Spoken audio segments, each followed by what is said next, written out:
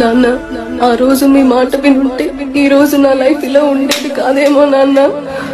ఎక్కడున్నావు నాన్న? చాలా గుర్తొస్తున్నావు. పని మనిషిలో పడి ఉంటావు అనుకుంటే ఏంటే నువ్వు?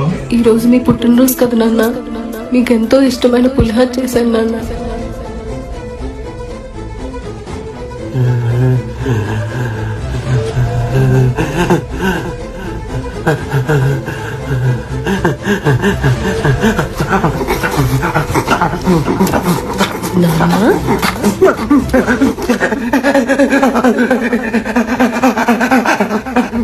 నాన్న, నాన్న,